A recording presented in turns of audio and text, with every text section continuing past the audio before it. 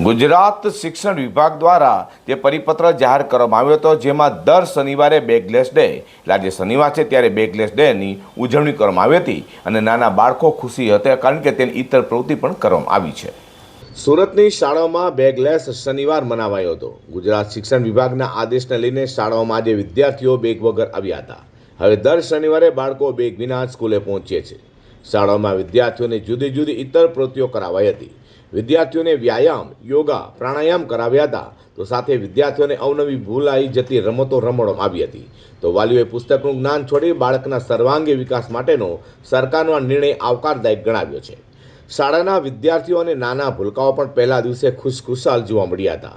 તો વિદ્યાર્થીઓને આજે માત્ર રમત અને સંગીત જ કરાવતા વિદ્યાર્થીઓને પણ આનંદ પડ્યો હતો. સુરતની પ્રેસિડેન્સી ડીપી માંગુકિયા નોર્ડિસ્ટ Memon high school, Anglo Urdu high school સહિતની શાળાઓમાં માધ્યમિક શાળાના વિદ્યાર્થીઓએ ભાર વગરનું ભણતર કરાવાયું હતું. નમસ્કાર, હું દીપી માંગુકિયામાંથી સંચાલિકા દેવિકા કંસારા. સરકારના બેગલેસ ડેને ખૂબ બધો મહત્ત્વનો ફાળો મળ્યો બાળકો દ્વારા પણ અને શિક્ષણ દ્વારા પણ, કારણ કે આજે બેગલેસ ડેનો ફર્સ્ટ સેટરડે હતો અને એમાં વિદ્યાર્થીઓ ખૂબ ઉત્સાહભેર આવ્યા. પણ થોડીક વરસાદે મજા પણ બગાડી દીધી, કારણ કે આજે વરસાદ સવારથી શરૂ છે, પણ છતાં પણ વરસાદ નહોતો એ સમય દરમિયાન બાળકો ખૂબ સુંદર રીતે રમ્યા. એની સાથે સાથે ક્લાસમાં ગણિત જેવા વિષયમાં પણ રમતો રમી શકાય બોર્ડ વર્ક દ્વારા એ પણ રમાડી. જ્યારે આપણી પૌરાણિક કથાઓ પણ બાળકોને બતાવવામાં આવી, જેથી કરીને એમાંથી પણ કંઈક નવા સવાલો પૂછી શકે, કેમ કે આપણે ગુરુકુળ પ્રથામાં જે પ્રમાણે બાળકોને ભણાવવામાં આવતા એમાં ભણતર, ગણતર અને શારીરિક વિકાસ બધાનો ફાળો હતો.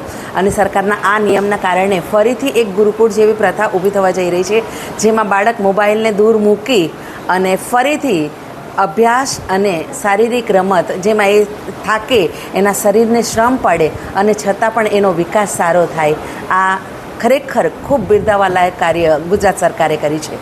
સુરતની શાળાઓમાં અલગ જ માહોલ જોવા મળ્યો હતો અને વિદ્યાર્થીઓ બેગ લઈને આવ્યા હતા, પરંતુ એમાં પુસ્તકોને બદલે માત્ર વોટર બોટલ અને ટિફિન જ હતા.